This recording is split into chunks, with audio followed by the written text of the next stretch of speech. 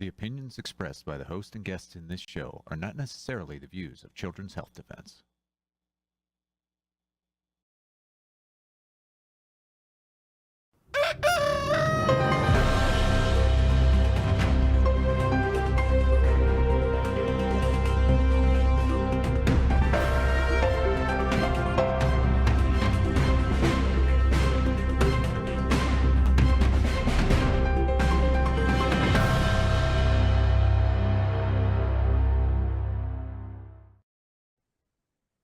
Good morning, CHD.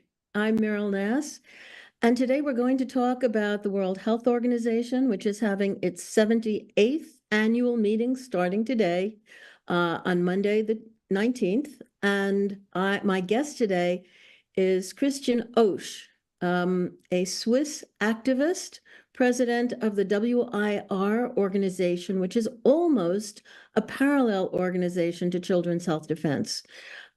He also works on the World Health Organization, pandemics, the Swiss Biohub, geoengineering, 5G, the Sustainable Development Goals, and his organization also brings legal cases, as does Children's Health Defense. The government of Switzerland has made an agreement with the World Health Organization that very few people knew about, which has allowed the World Health Organization to have its own biolab to collect samples of dangerous, deadly microorganisms and to share them at will. And unlike the pandemic treaty, which is still sort of being negotiated and may be adopted this week at the meeting, the nations of the world, the 194 member states of the WHO, have never approved the fact that the World Health Organization, which is simply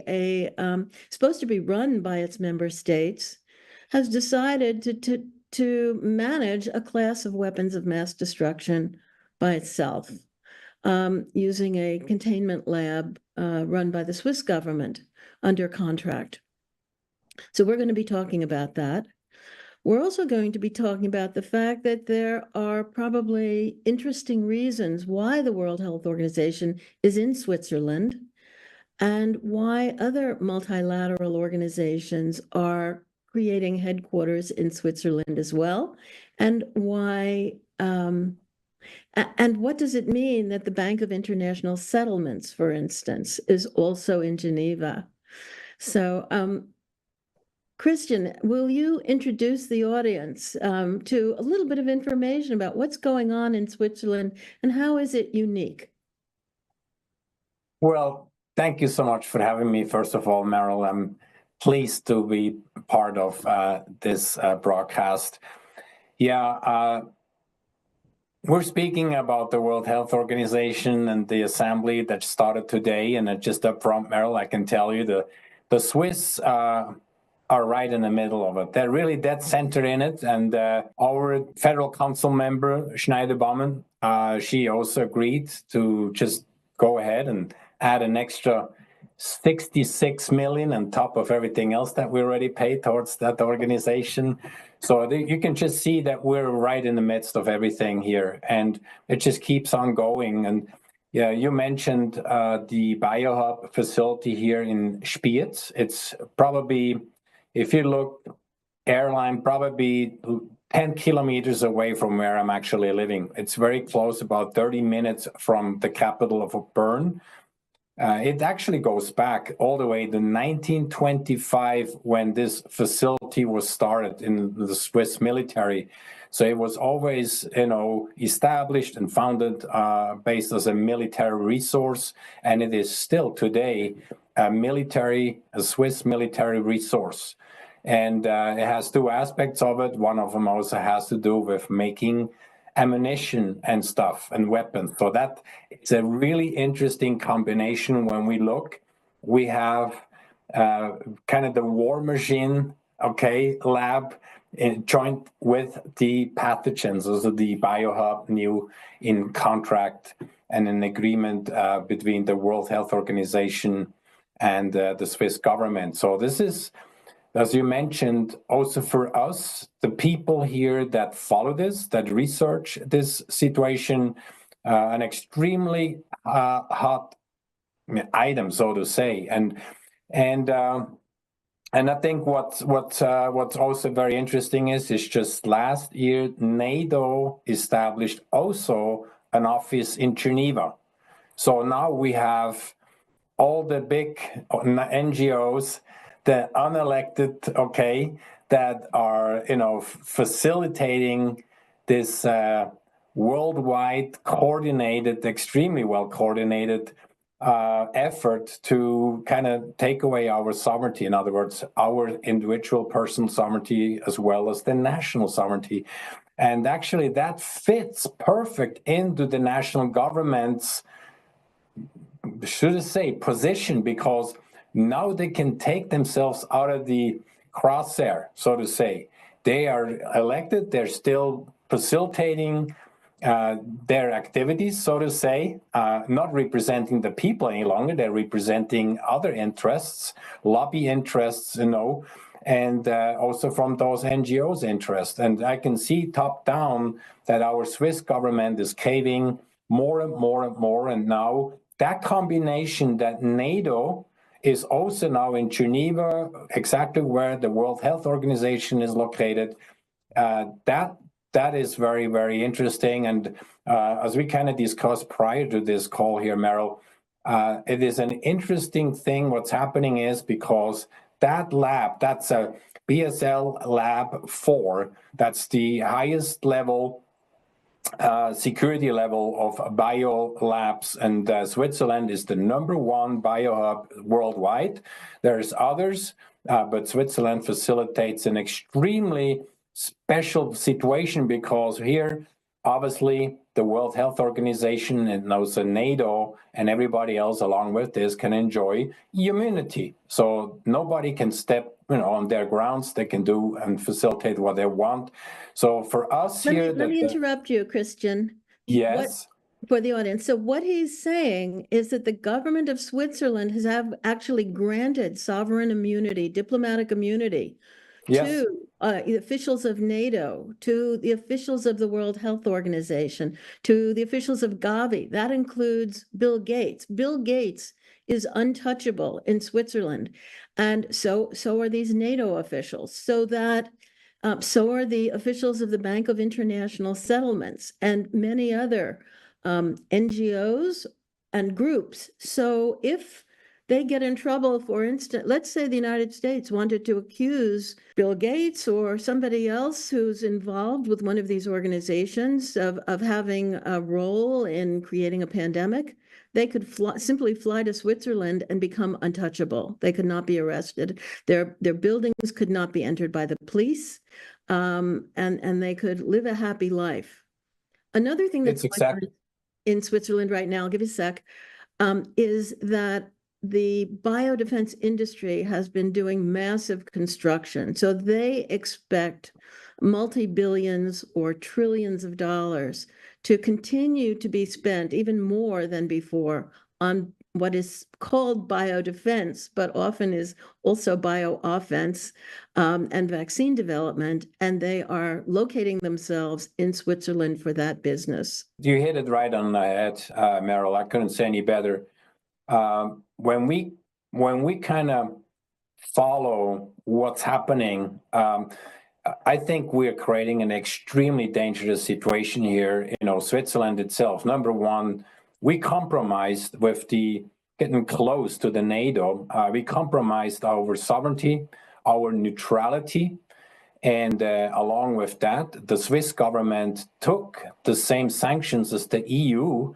Applied to Russia and even made it worse. And they continue and recontinue. Now they have like 15 Again, let me interrupt and make this clear to the audience.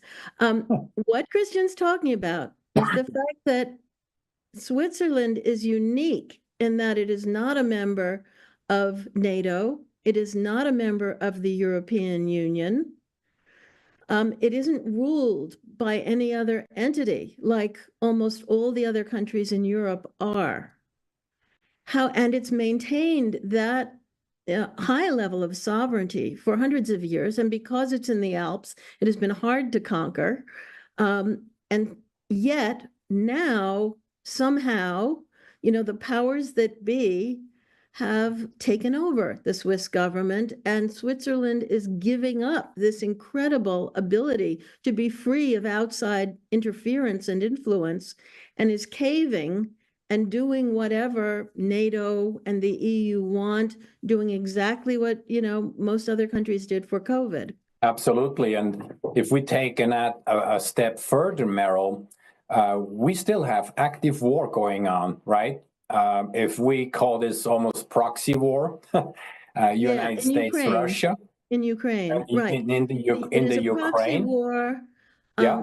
It's become very clear recently that the United States is even generals from the U.S. military are located in Germany and managing the actual conduct of the war. That came out a couple of weeks ago. So clearly, and these are, of course, they're using U.S. weapons, and they're directing the Ukrainians how they want the war fought. So it's really a U.S.-Russian war, although we pretend it's about Ukraine. And it is. I mean, Russia will gain territory from Ukraine, which, by the way, Russia basically owned Ukraine until about 1991 with the fall of the Soviet bloc.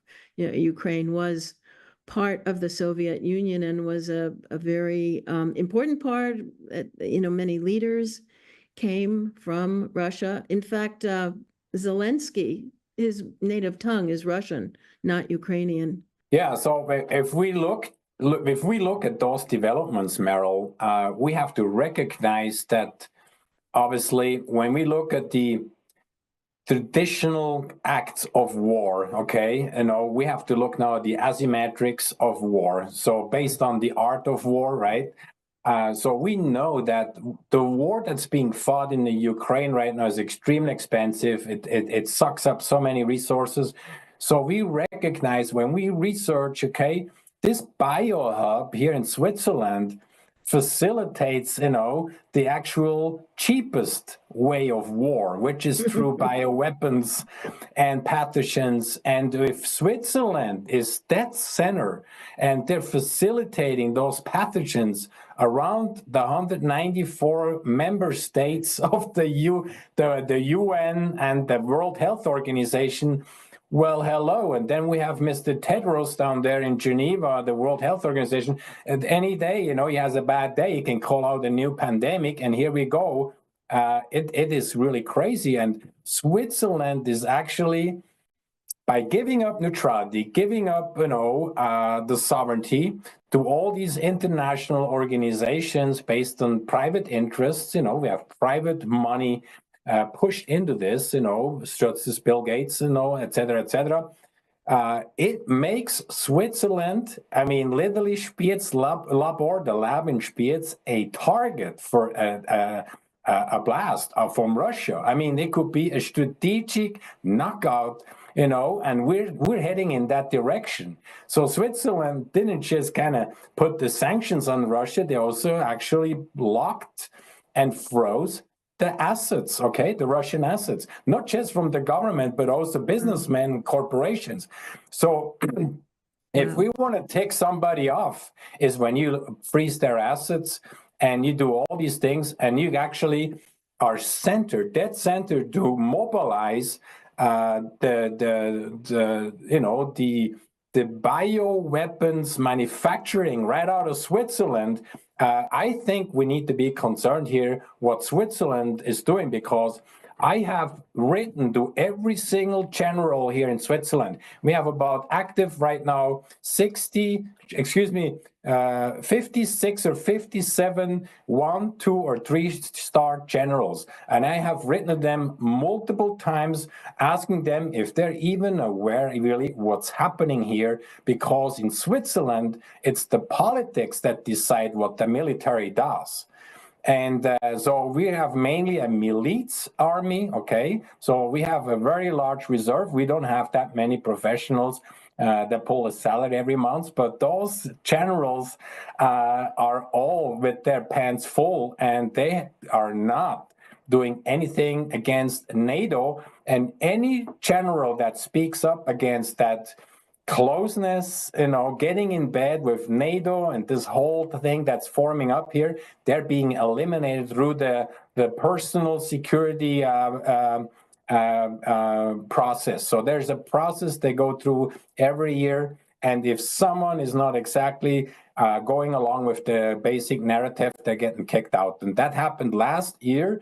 Two-star generals got kicked out of the Swiss military because both of them were people that had, a strong back that stood there and says, what we're doing here is going in the wrong direction for the sovereignty and the neutrality of Switzerland.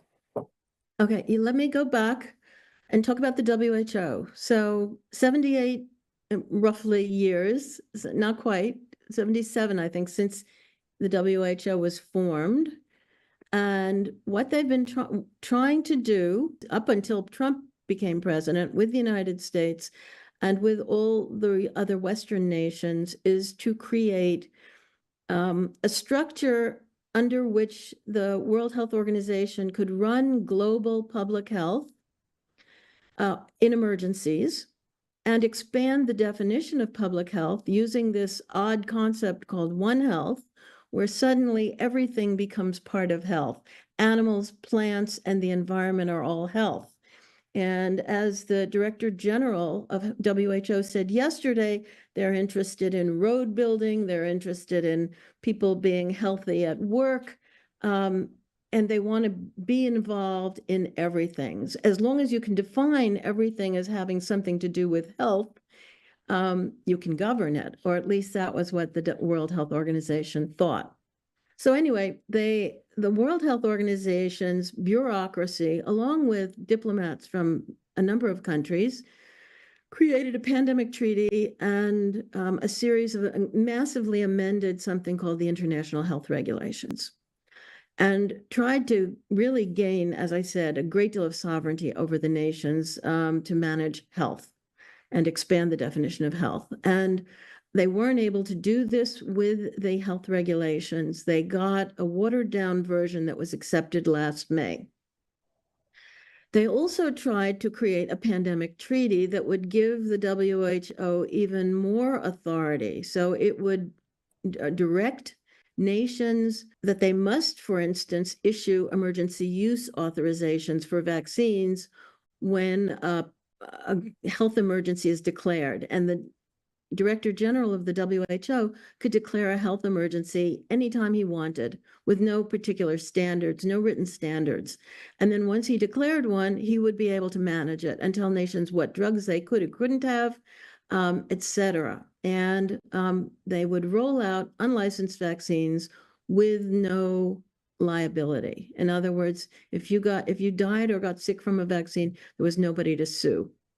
So this was the plan. They couldn't get the pandemic treaty through last year. They agreed to negotiate it for an extra year.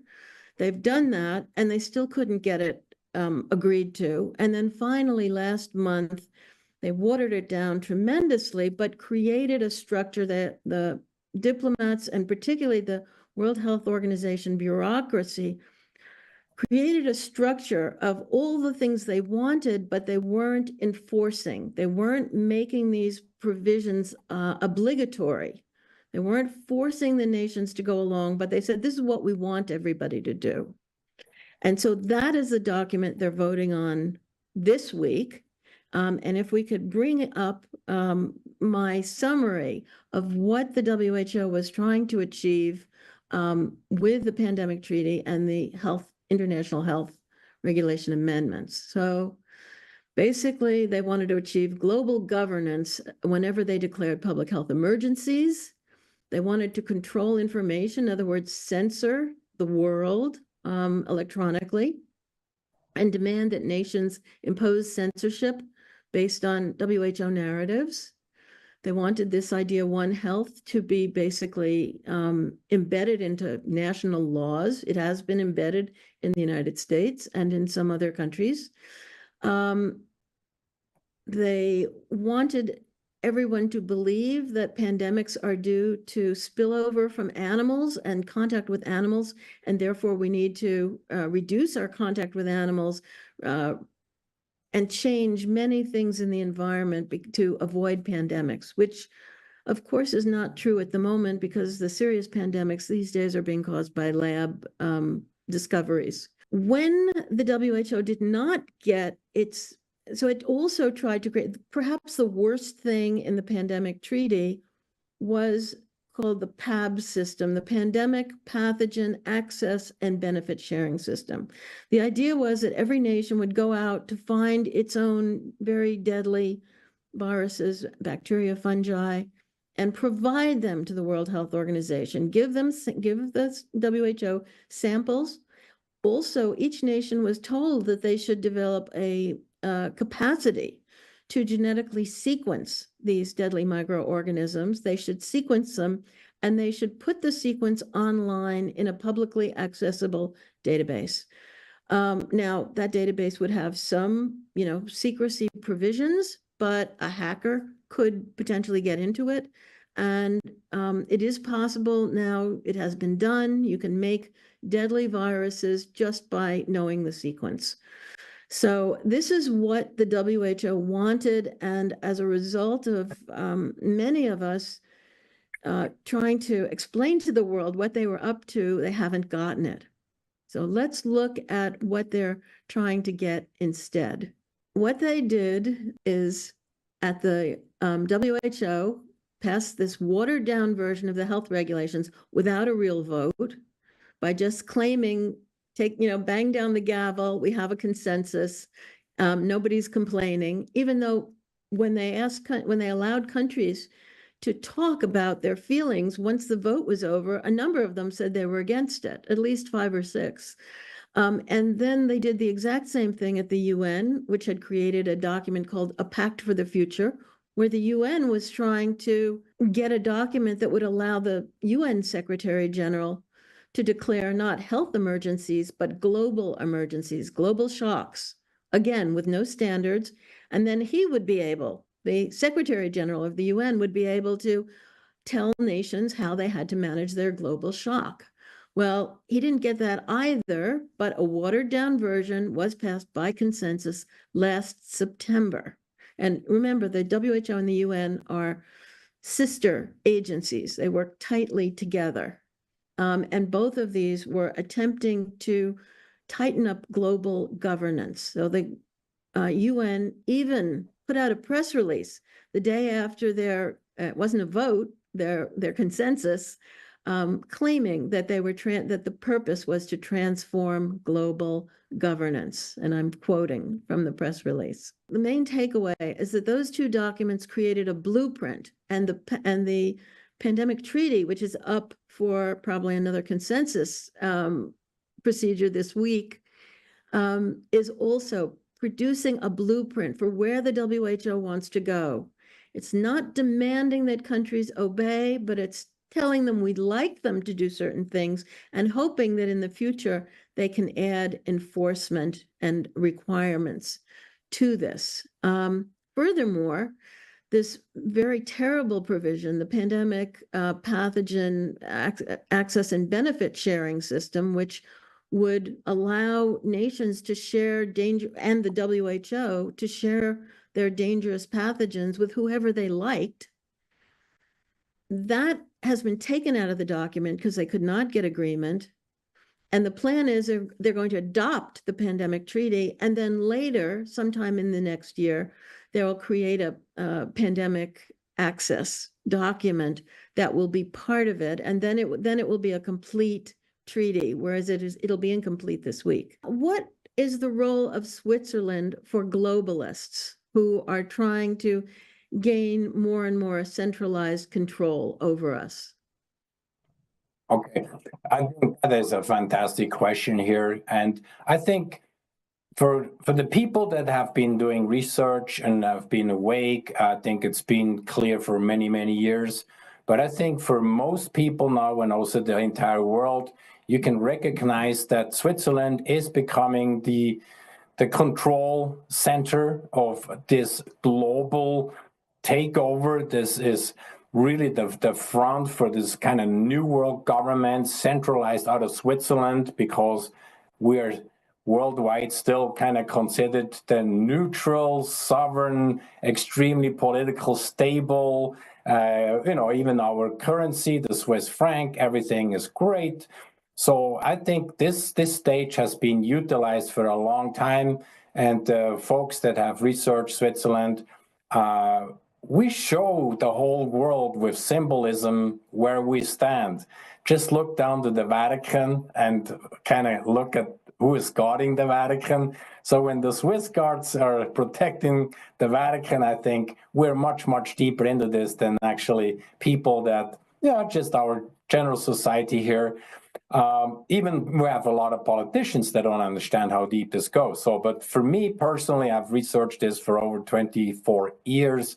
So I think when we look of the Bank of International Settlement, which is the hub, the central bank for all central banks, there's about 64 member states that are participate in that. So that these are the most powerful nations in the world that have a membership there. And what's really interesting is even in the right now with the active war in Russia is still a member of it. Even with the BRICS, pact coming together, BRICS with Brazil and Russia and China and South America and India making up the BRICS, and now we have a bunch more countries that have joined. So people ask me always, okay, so what's going on here with BRICS and the Feds? Who is going to win this thing? And for me, it's very interesting because it was the chief economist O'Neill that wrote the white paper on the BRICS back in 2001. So I think that we can't be too excited. I think in the end, this could be kind of a masking that we look at one way and we kind of, bring BRICS, a new wind, for the geopolitical aspects of this, looking at the financial structure. And Switzerland, I think, is dead center into this. So I'm not sure exactly how this is going to pan out here, Meryl, but Switzerland has a very interesting past. And the Bank of International Settlement, if we really want to be direct and straight, you have talked about the UN and World Health Organization being arms in arms. It's absolutely true. The World Health Organization is like a subsidiary in the UN structure. And I count those and I look at those as the actual policy distributors. But above those, we have the actual policy makers. So the banking system, I'm calling again the Bank of International Settlement, located in Basel, Switzerland, is part of those policy makers. And of course, we have BlackRock, we have State Street, we have Vanguard, these huge financial asset management institutions worldwide. They participate on those task force and advisory councils and stuff. So they're all kind of in this together, making up those policies.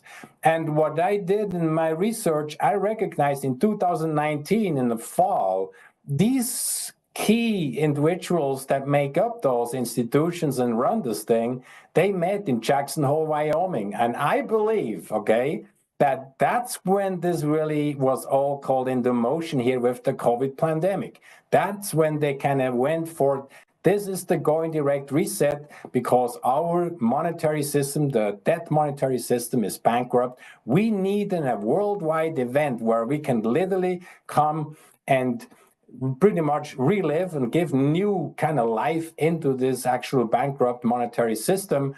And so we were able to follow, 194 nations around the world. They printed money like crazy. So Switzerland created something over $40 billion here just to finance, business closures and then the whole pandemic thing. So if we look at all the nations around the world that created new money, this was really, I believe, the underlying reason why they pushed the pandemic on us. I don't think it was much about anything else but to actually save the monetary system from a collapse. Catherine Austin Fitts says exactly the same thing and talks about that Jackson Hole meeting in, I think, August of 2019.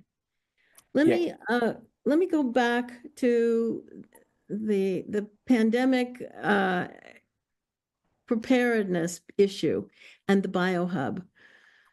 So what has been claimed is that in order to prevent pandemics, we have to go search out all of these different viruses and create drugs and vaccines against all of them. Well, of course, that's silly.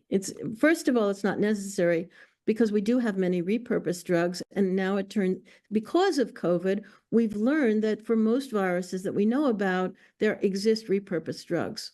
Also, knowing that, we learned from the pandemic that our governments may try to stop us from actually using the drugs that work. And that's a problem. So of course, in the United States, we have a new government. We don't think that's going to happen. Mr. Kennedy exposed that, and Mr. Trump is on his side. So we think that, we will be able to access drugs if there is another pandemic. We don't need to trap all these different viruses to keep studying them, making them even more dangerous, and also trying to make drugs and vaccines. The former head of the CDC, Robert Redfield, told Congress that no gain-of-function research had ever resulted in any drug or vaccine to his knowledge.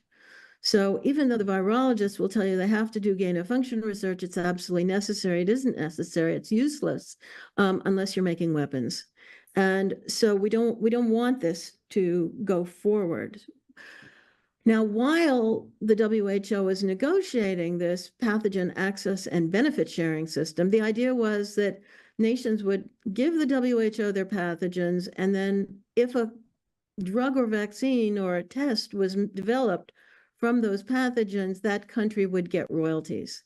And the hope was that the developing world would be happy with that, and they would turn over all of these potential weapons to the WHO, which was then going to turn them over to research centers, to other nations, and to the pharmaceutical industry. Well, thank God the developing nations, didn't buy it, didn't trust them, and so it hasn't happened. But that is why, presumably, the WHO created its own system in parallel, basically in secret, while they're negotiating this pathogen access and benefit sharing system, which was to be a network of laboratories collecting these deadly pathogens in maximum containment labs.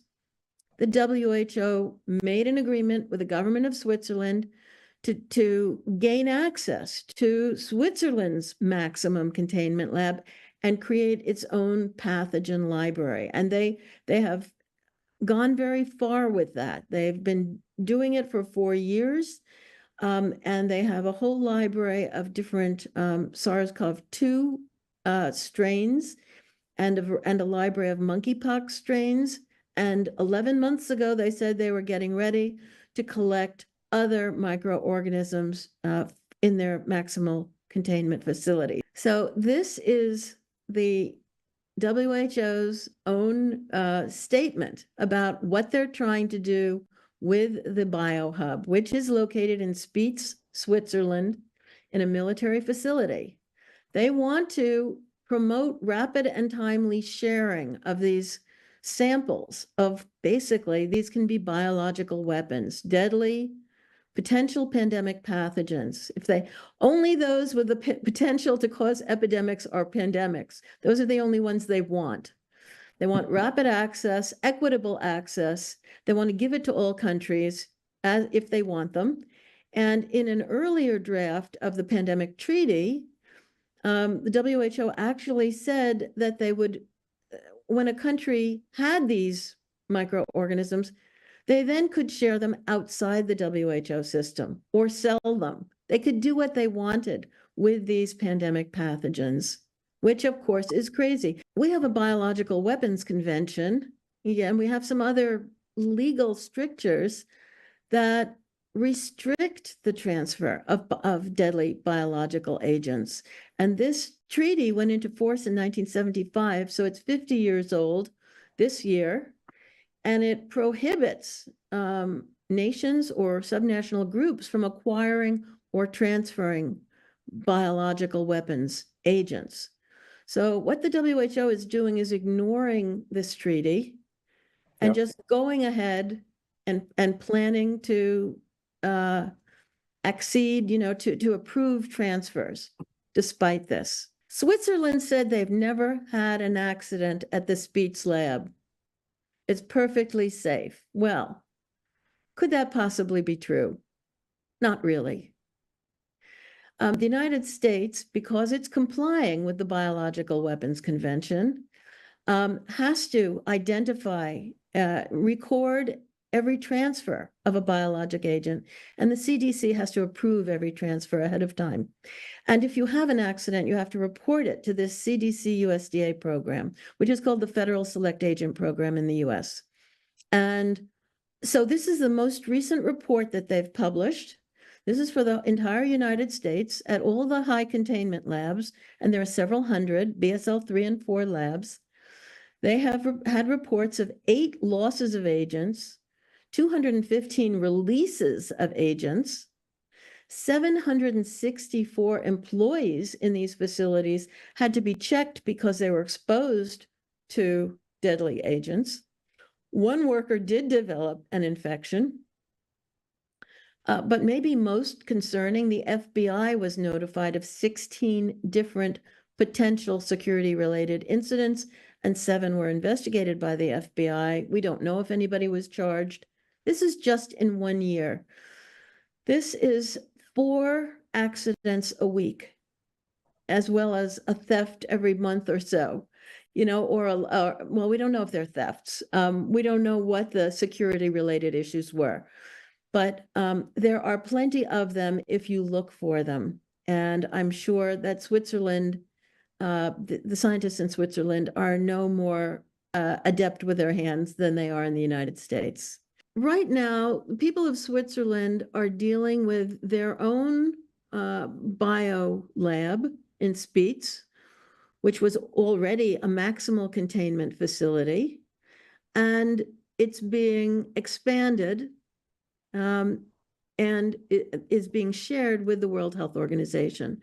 We do not know who in the World Health Organization controls these pathogens and really exactly what they plan to do with them, although we know that they are going to share them. And the nations of the world will have no control over that if this facility is fully developed.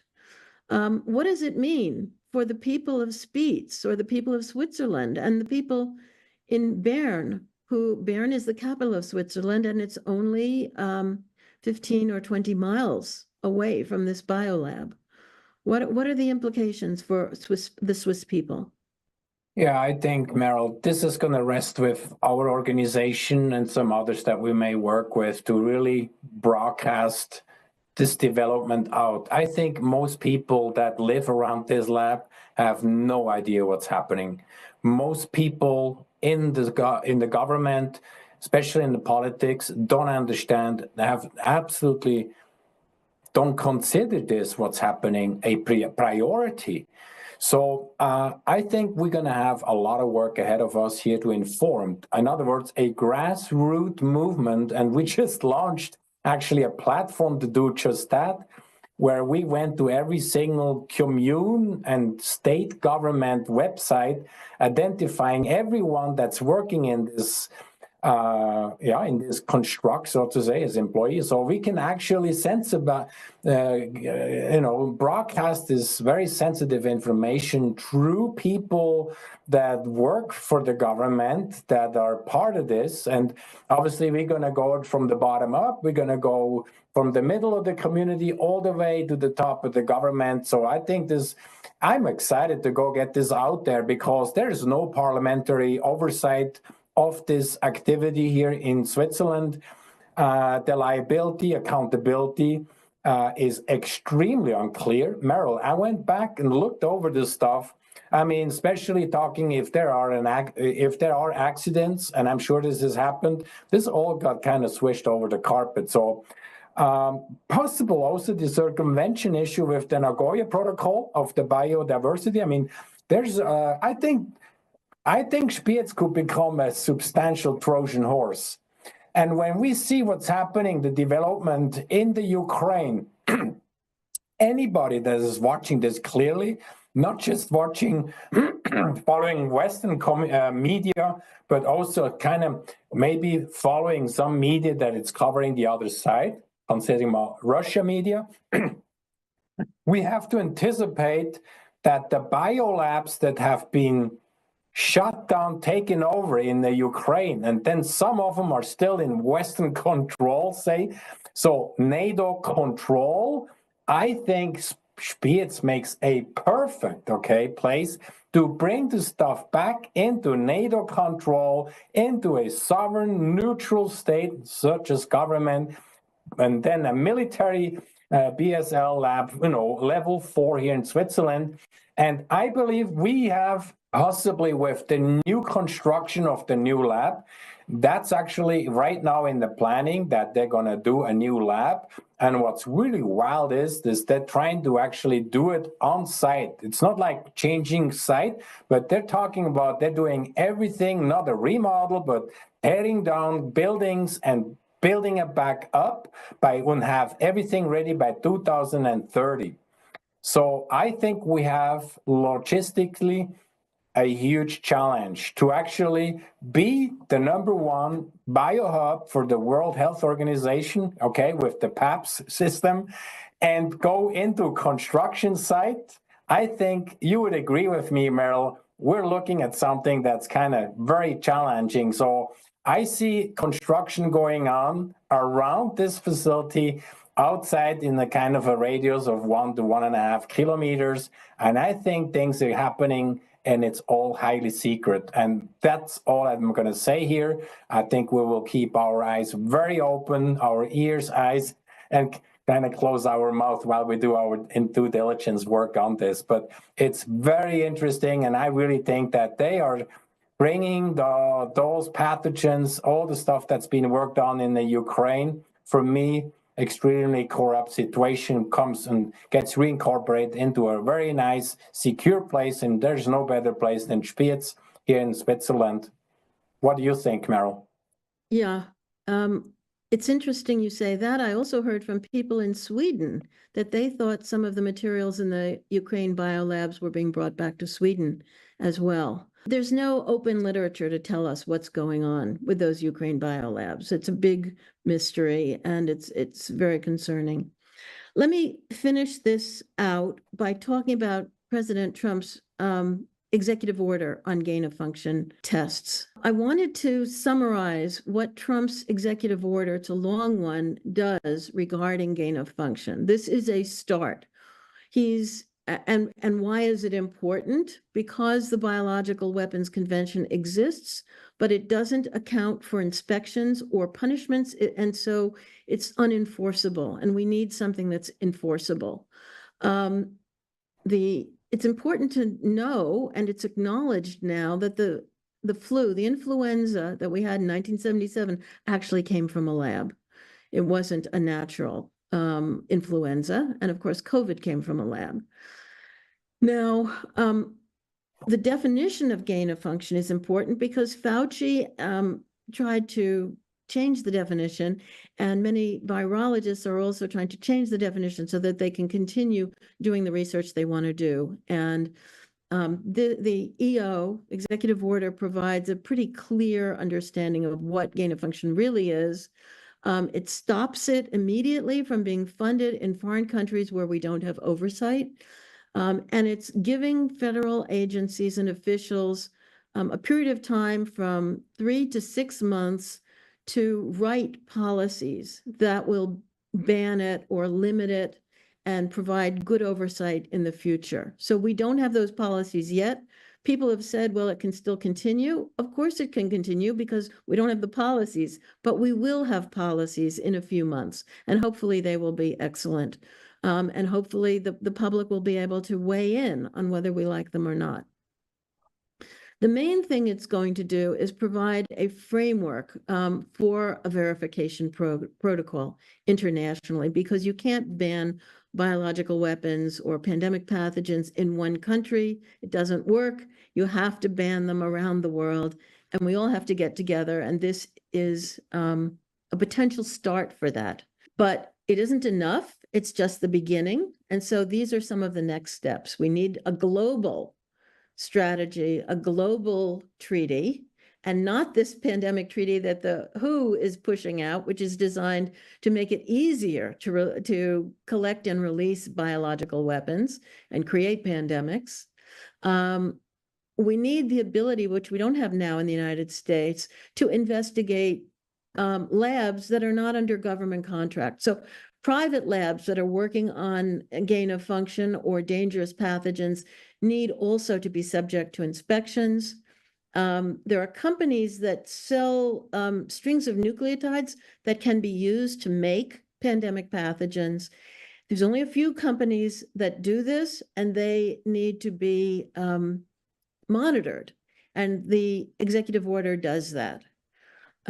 It also requires that all entities in the US doing gain of function work have to report to the government. So you cannot do it secretly. That's very important.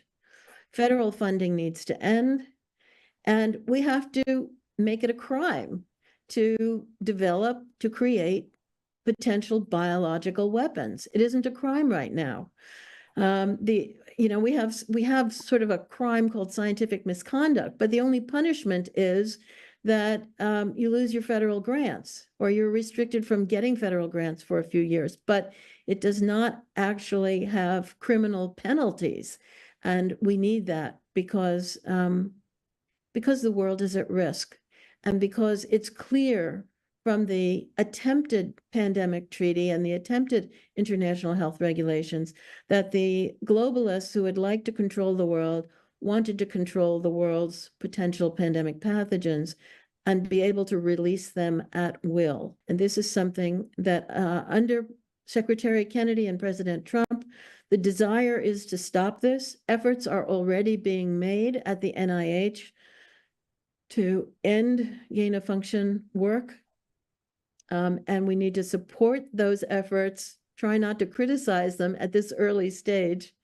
And at the same time, we have to realize that the United States right now is protected from a lot of the worst things that are going on at the WHO, and we plan to be out in January.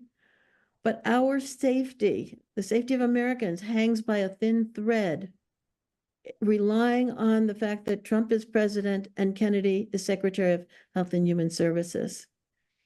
If we lose either of them, we will be in as much trouble as the Swiss people and the rest of the world. We will be subject, as we would have been under Kamala Harris and as we were under Joe Biden, we will be subject to the rule of a very small elite clique of globalists who are seeking to gain the world's resources and control of us. So we have to stay vigilant. We have to watch what's going on at the World Health Organization this week. Share the information with everyone you know, especially if they are not from the United States, and let them talk to their leaders, their elected officials, and tell them we don't want any more of these biolabs. We don't want the Speech Lab. The WHO should not have one. No one should have one. We need to get rid of this form of weapons of mass destruction. Thank you very much. Thank you, Christian, so much for coming on. Thank you very much. Thanks for having me.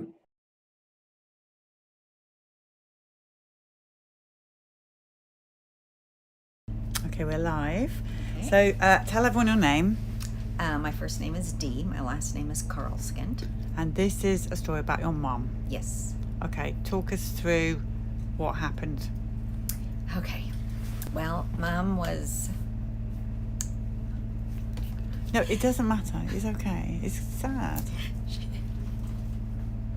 She was 92 and living in assisted living. And they, of course, came out and wanted her to have the initial shots, which she did. I tried so hard to tell her not to do it. But it meant that she'd be locked in her room by herself all the time, and I know that was a big part of it. Is that what they do to people who don't vaccinate? They lock them in their room? Yeah, they can't mingle with the residents. So, and they did that for quite a while when they locked all of us down. But then they slowly, once everybody got vaccinated, then they let them come out with masks. With masks while they were vaccinated? Yeah, And Yeah. they're in their 90s. Yeah, That's just cruel. I know.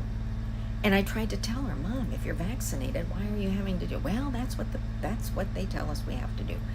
And she was a rule follower. She didn't ever want to make waves. And so she had a doctor's appointment to check her blood pressure, and I didn't think much of it. And while she was there, it was like, oh yeah, you want to get your booster? And she said, sure. And that was on a Wednesday. She and I had a standing appointment every Friday to have a 9 o'clock call, because I live out of state. So I called her every Friday morning. And Thursday, she was really sick. And I get on the phone with her Friday, and it was usually small talk, and then, we'd get into whatever. And she says, I might as well tell you right up front that I slept 23 out of 24 hours yesterday. I got my booster on Wednesday. I said, Mom, what did you do that for? And she goes, well, the doctor had it right there, and I just decided to go ahead and do it. I said, so how are you feeling today? Well, I'm better, but I could tell she didn't feel good at all. Well, they tested her, and when she came back positive, she couldn't have visitors. And So again, she's vaccinated and boosted and testing positive. yeah. And so my one sister, who was kind of her medical person, she talked to the nurse, and they said, well, she really should stay in her room and be quarantined now because she tested positive. And that really made me mad. But if she can't, she was holding her own with O2 stats, but that went downhill on Tuesday. They called my sister and said, she's in the 70s, we got to get her to the hospital. So, and they said, you probably can't go with her. Well, my sister went anyway. And while she was in the ER, she could be with my mom. But of course, they had shut down so much of the hospital, they didn't have rooms available. So now so I said, good, you're going to be with her more of the day, see how she goes. So they put her in a room, and it was just a basic hospital room, but they labeled her ICU. And we find this out later. And she was there from, until the weekend, Sunday. She was just distraught. She couldn't see, she couldn't use her phone, she wouldn't eat. And they put one of these big plastic oxygen masks on her because she wasn't keeping the little tube in her nose. And I think she felt that was a ventilator. And I did get my sister and her to agree, no remdesivir, and no ventilator. But I think Mom thought that's what that was. That, or it was very claustrophobic for her, one of it. But anyway, it kind of threw her off. And my sister finally did get a hold of her on the telephone, and she said, I just want to die. So we put her in hospice. And all of a sudden, the same room, they never moved her. She could have 5 visitors at once. And they put her in a drug-induced coma. So by the time I got there the next day, she was just out. And there was the hospital nurses, and then there were the hospice nurses, and we were getting conflicting stories. One said she should be on oxygen and pain medicine. The other one says, no, we need to get her off the oxygen. And so after about 24 hours, they pulled the oxygen, and she was breathing fine. You know what happened? But I'm a nurse, and I knew one of the first signs that death was imminent was that your feet start to go blue. And so on Tuesday, I pulled the covers back and I looked, and feet looked pretty good. So I thought, well, here we are. Well, Tuesday afternoon before I left and my other sisters came in, I looked again, and the bottom of her left foot started to turn blue. So I thought, okay, here we go. But I didn't say anything. And I go back Wednesday and I look, and here the right foot's pink, warm, totally normal. But the bottoms of her toes on the left foot were getting bluer. And so the hospitalist came in, and one of the nurses came in, and I asked both of them, I said, what gives? And they said, oh, that's what happens when people die. And I said, yeah, but I think this is a little different. So I pulled the covers back the first time, and then they looked at it, and they just kind of went, oh. And the nurse said, well, I'll have to tell the doctor. The doctor walked out, said nothing. Well, I knew what was going on. So later that day or the next day, a different hospice nurse came in, had a different floor nurse, asked them all. And by now, all of her toes are blue. Right foot's pink and warm. And by the time she died on Saturday, that foot was black to the ankle. And nobody ever came and said what was going on. And I know she had a clot. I just know she had a blood clot. Nobody will tell me different. But I couldn't get family to do autopsy, and they had her cremated. So we have no proof. But I know that's what happened. The other foot at death was warm and pink. I think they gave her more morphine than she could handle, and it just finally, which put her out of her misery. But nobody would talk to you, and the fact that you could not see her for 5 days when she was alert. Mom had a better memory than I did, and while she was there, nobody could visit.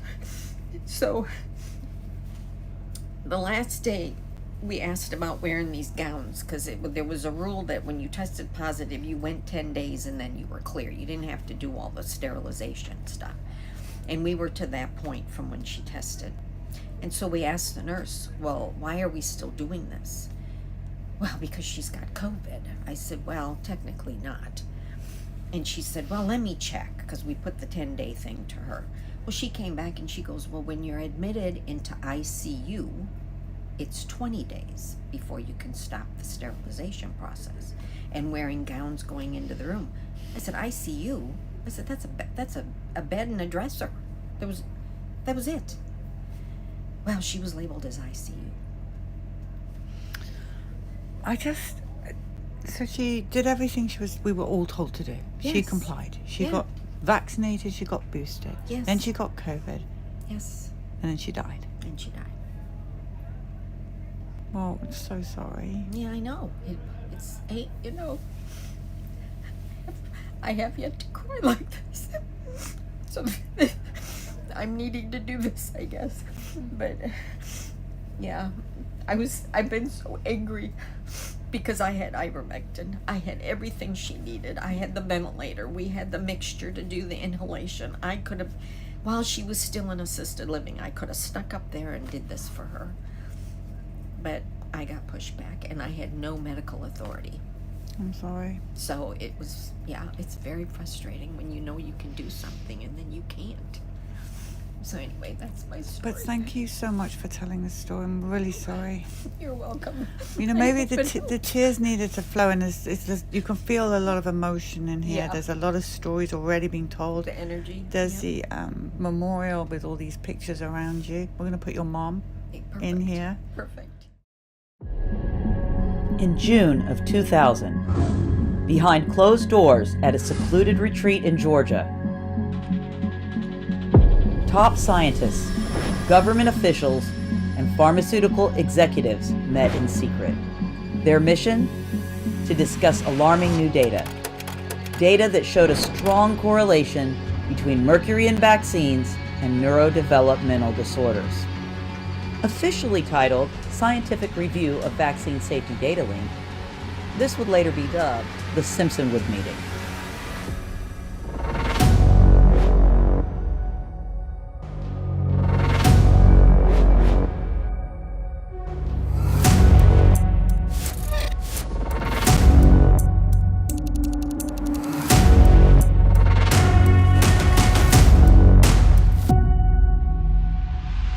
We came back to the scene.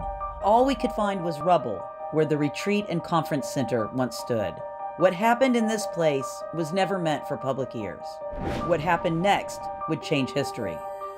But before we can understand Simpsonwood, we have to go back 25 years, to the policies, the cover-ups, and the warning signs that set the stage. Get a shot of protection, the swine flu shot. It's in the best interest of all of our citizens. Health Director ordered a stop to all swine flu shots.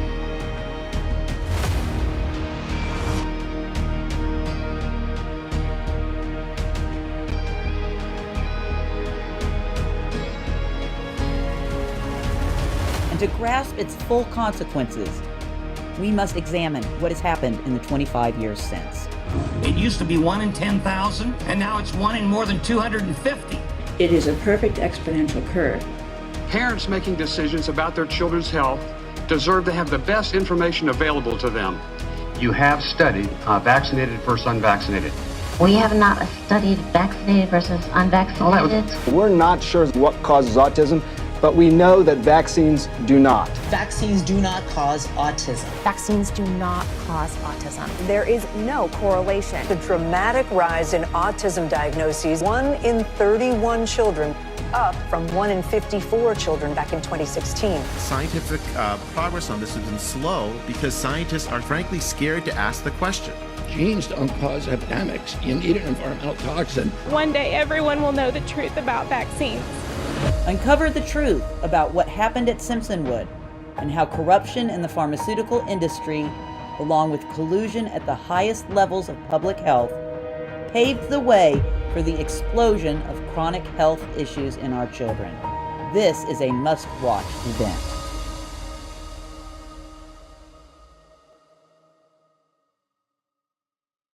Autism destroys families, and more importantly, it destroys our greatest resource, which are our children. Robert F. Kennedy Jr. pledged to find out what is driving the country's rise in autism. Compiling medical records from a number of databases. He'll direct resources to study environmental factors, exposures, and external factors. Scientific progress on this has been slow because scientists are frankly scared to ask the question.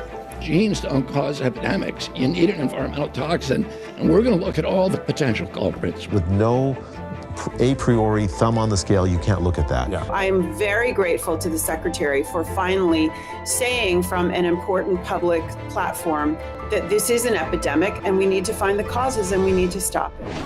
Other issues CHC has been pushing for years are finally gaining mainstream traction. Today we're announcing we are removing industry members, pharma members from FDA advisory committees.